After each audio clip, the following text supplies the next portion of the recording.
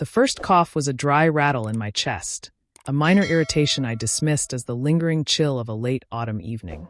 The second, a few hours later, felt like sandpaper tearing at my throat. By morning, my head throbbed with a relentless rhythm, each pulse a drumbeat against my skull.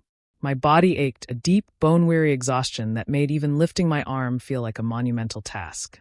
The air shimmered around me, the edges of the room blurring. It was the flu, no doubt about it. The real, honest-to-God, knock-you-on-your-ass kind. Clara, my sister, arrived mid-morning, her usual whirlwind of energy amplified by the two small hurricanes she dragged behind her.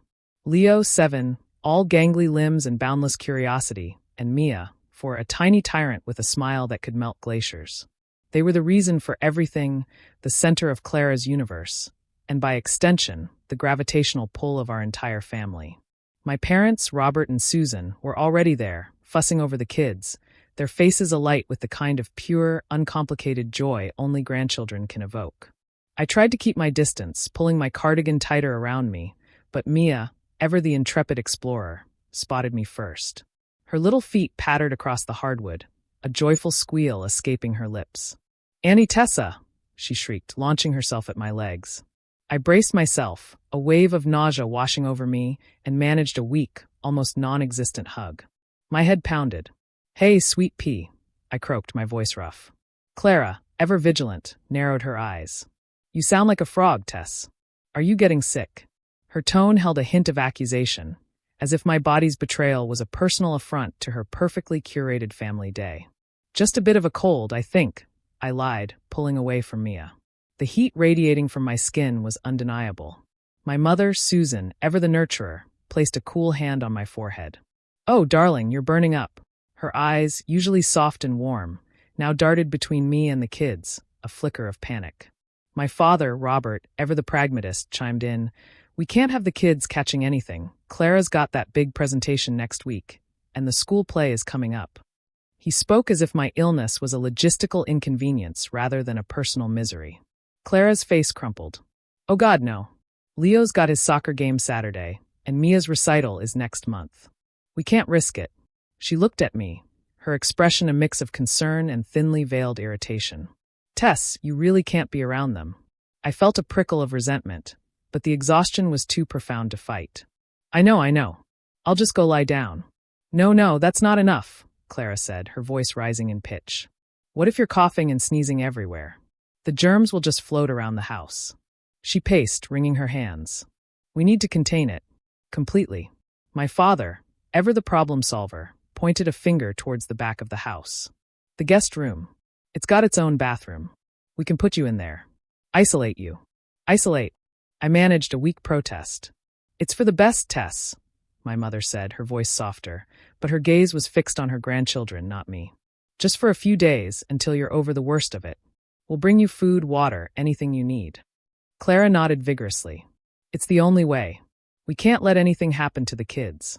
I was too weak to argue, too muddled by the fever to process the full implications. The guest room, a small, rarely used space, suddenly felt like a prison cell. They led me there, my parents on either side, Clara hovering behind, a silent escort. I shuffled, my legs heavy, my head swimming. The air was thick, each breath a struggle. The room was neat, impersonal. A queen-sized bed, a small dresser, a single window looking out onto the overgrown backyard. The attached bathroom was tiny, a shower stall, a toilet, a sink. Everything I needed, they said. "Okay, Tess, you stay in here," Clara instructed, her voice firm. "Don't come out for anything. We'll knock when we bring food."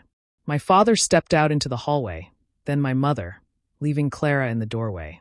She gave me a sympathetic, yet resolute, look. "We love you, Tess," she said, her voice almost a whisper, then the door clicked shut. The sound echoed in the sudden silence, a heavy, final thud. The lock engaged. A dull, metallic click that resonated through the fever-addled haze, clearer than any other sound. I stood there for a moment, swaying, the reality of it slowly seeping in. They had locked me in. Not just asked me to stay, not just closed the door, but locked it. From the outside. A shiver, not from the cold, snaked down my spine. The room felt smaller, the air thicker. I stumbled towards the bed, collapsing onto the crisp white sheets, my body screaming for rest. The fever took over, dragging me into a fitful, nightmare-ridden sleep. The first day was a blur of sweat, aches, and the constant dull throb behind my eyes. I drifted in and out of consciousness, punctuated by the faint sounds of life from the rest of the house. Children's laughter, the murmur of adult voices, the clatter of dishes. Each sound a reminder of the vibrant world I was excluded from. A knock. Tess! It's Mom. I brought you some broth and water. I struggled to sit up, my muscles protesting. Thanks, Mom. Just leave it by the door. A pause. Okay, honey. Feel better. The sound of a tray being placed on the floor, then footsteps receding. I crawled to the door, my hand shaking as I reached for the handle. It wouldn't budge. The lock held firm. I knelt, peering through the crack under the door. A small bowl of lukewarm chicken broth, a plastic cup of water, and a few saltine crackers sat on the mat. They hadn't even opened the door to hand it to me. They were truly treating me like a biohazard. The broth was tasteless, the crackers dry, but I forced them down, knowing I needed the energy. My throat was raw. I coughed, a deep, racking sound that left my chest burning. The second day was worse. The body aches intensified, my head felt like it was splitting open, and a deep, rattling cough settled in, tearing at my lungs. I barely moved from the bed, only rising for the necessary trips to the tiny bathroom. The isolation began to gnaw at me. The silence in the room was absolute, broken only by my own ragged breathing and the occasional distant peal of laughter from Leo or Mia. Another knock. This time, Clara's voice. Tess, got some more soup for you. Thanks, I rasped, my voice barely audible. Okay, it's outside. Don't forget your meds. Mom left them for you. The familiar click of the door, the receding footsteps. It struck me then with a sharp, cold clarity. They weren't just isolating me. They were actively avoiding me. The fear of contagion was so strong, it had overridden any instinct for comfort or closeness. That evening, the house grew quiet. Too quiet. The usual evening sounds of a family settling in, the television, a child's last-ditch plea for a bedtime story, the clatter of dinner preparations, were absent. I strained my ears, listening intently. Nothing. A profound stillness had descended. I dragged myself out of bed, my legs trembling, and stumbled to the window. The backyard was dark. The familiar swing set a silhouette against the faint glow of the neighbor's porch light. No cars in the driveway. No lights on in the rest of the house. A cold dread seeped into my bones, a feeling far worse than the flu. I pounded on the door, a weak, desperate series of thumps. Hello? Is anyone there? My voice was thin, reedy, swallowed by the silence. No answer. I tried the doorknob again, twisting it with all my might. It was still locked. I threw my shoulder against the door, a futile gesture that only sent a jolt of pain through my aching body. I slid to the floor, my breath catching in my throat. They were gone. They had locked me in the guest room and left. Panic, cold and sharp, began to cut through the feverish haze. My mind raced, trying to find a logical explanation. Maybe they'd gone to the store? But for how long? And why the complete silence before? Why didn't they tell me? I crawled back to the window, pressing my face against the cold glass. Nothing. The street was empty. Their car, Clara's minivan, Robert's sedan, both gone. Hours passed. The darkness outside deepened. My phone was on the nightstand, but it was dead. I had forgotten to charge it, assuming I'd be out of the room soon enough. A wave of nausea washed over me, a gut-wrenching realization of my utter helplessness. I lay in bed shivering, not just from the fever, but from the raw, exposed fear that gnawed at me. My family. They had abandoned me. Locked in a room, sick alone. The betrayal was a bitter taste in my mouth, far worse than any medicine. The next morning, the sun streamed through the window, mocking my predicament. My throat was on fire. My head pounded. The hunger was a dull ache in my stomach. No knock. No food. I got up, my movements slow and deliberate, conserving what little energy I had. I checked the door again. Still locked. I walked to the window. It was old, with a single latch. I fumbled with it, my fingers weak. It clicked open. I pushed. The window slid up with a groan. A blast of crisp morning air hit my face. It was a good 15 feet to the ground, a drop onto a patch of overgrown rose bushes. Not an option, not in my condition. I needed water. I needed food. I needed out. I stumbled into the tiny bathroom. The faucet dripped. I cupped my hands, catching the cold water, bringing it to my parched lips. It was barely a trickle, but it was something. I splashed some on my face, trying to clear the fog from my brain. My eyes fell on the small, built-in medicine cabinet above the sink. I pulled it open. Toothpaste, an old bottle of cough syrup, a half-empty box of bandages. And then, tucked behind a bottle of aspirin, a small, flat metal object. A key. A spare key to the guest room. My heart hammered against my ribs. A wave of disbelief, then a surge of white-hot anger, washed over me. They had a key. All this time, they could have unlocked the door, could have checked on me, could have given me food and water directly. But they hadn't.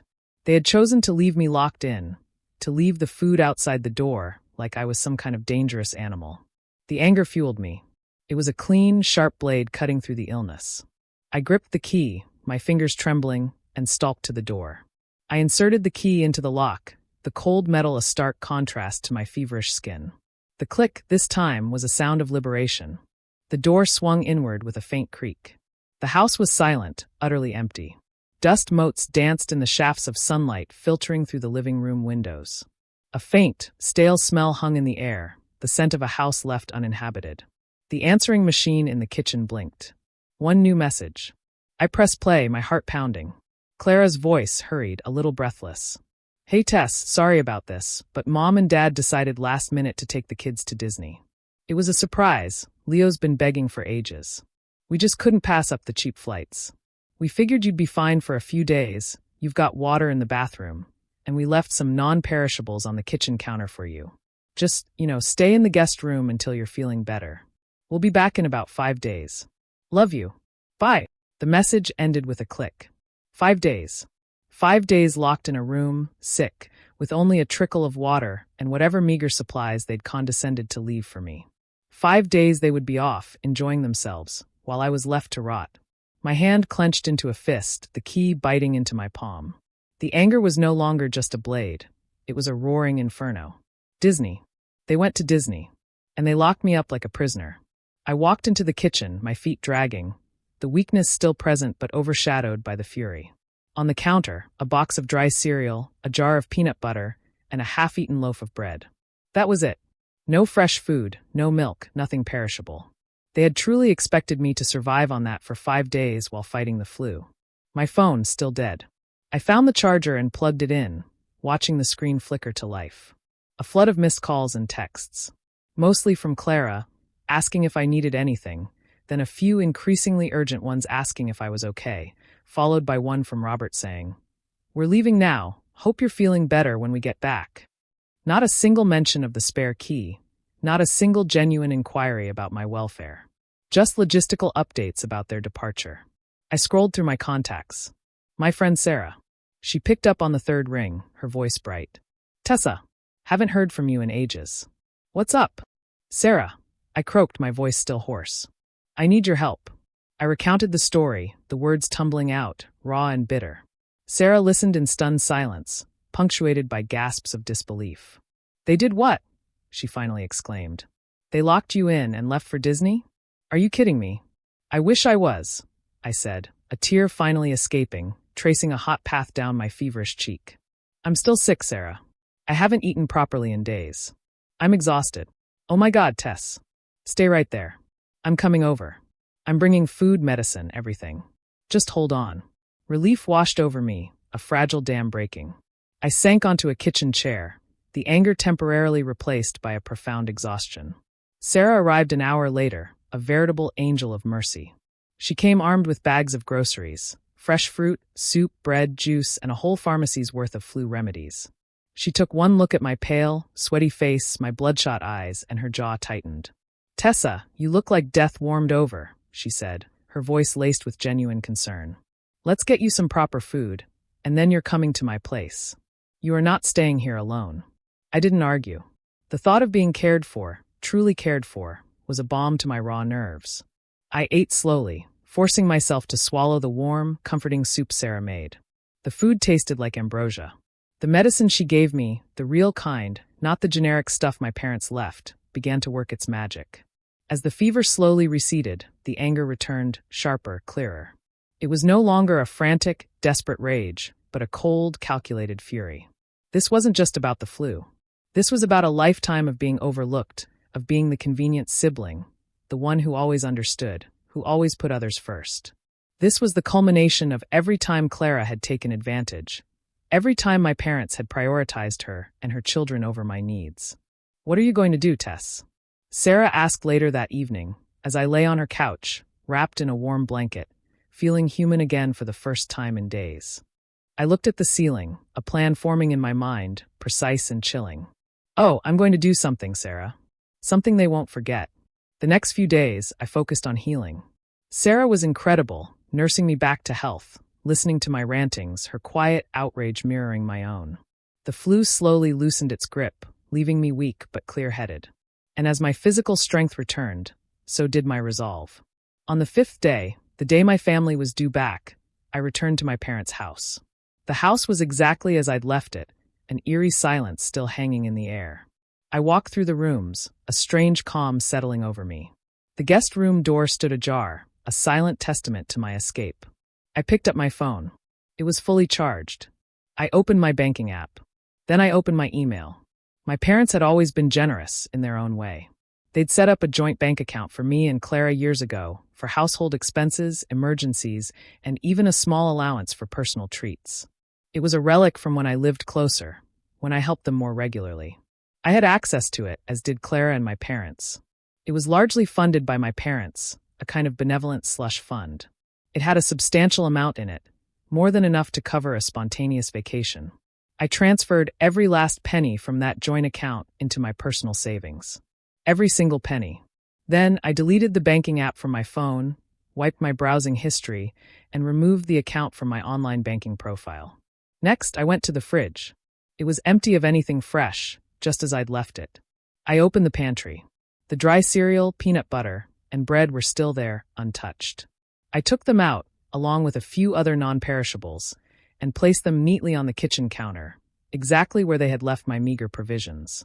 I added a note, scrawled on a piece of paper towel. "Enjoy your vacation. Hope you stocked up on snacks. Love, Tessa." I then went through the house, systematically. The thermostat was cranked to 90 degrees. All the windows were closed. The water heater was turned off. All the clocks were set to random, incorrect times. I unplugged every non-essential appliance, from the television to the microwave, and hid the remotes in various obscure places. I found the family photo albums, stacked neatly on a shelf. I took them down, every single one, and carefully removed every picture of myself. Not tearing them, not defacing them, just removing them. My presence erased. Finally, I went to the guest room. I stripped the bed, pulled the curtains shut, and locked the door from the inside, leaving the key in the lock. I walked out of the house, the front door closing with a soft click behind me. I didn't look back. I drove straight to the airport. I had booked a flight to a small, charming coastal town I'd always wanted to visit. A place where I knew no one, where my phone wouldn't ring, where the only demands on me would be the gentle lapping of waves and the salty sea air. My phone buzzed as I waited to board. Clara. Then my mother. Then my father. I ignored them all. I boarded the plane, found my window seat, and settled in.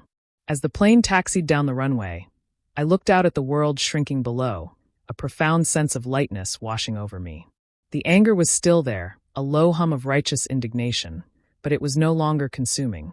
It was a foundation, a catalyst for something new. The messages continued to flood in over the next few days. Frantic texts about the empty bank account, the sweltering house, the missing photos. Accusations, demands, pleas.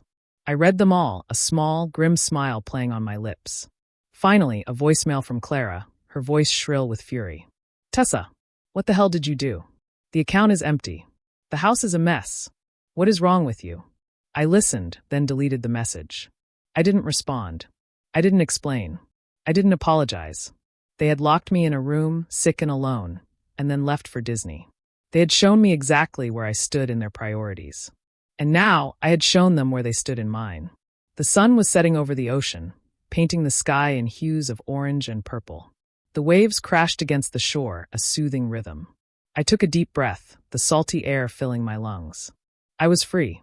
Free from the flu, free from their expectations, free from the silent, suffocating weight of their neglect. I had taken back my power, piece by piece, and it felt like the first truly healthy breath I had taken in years.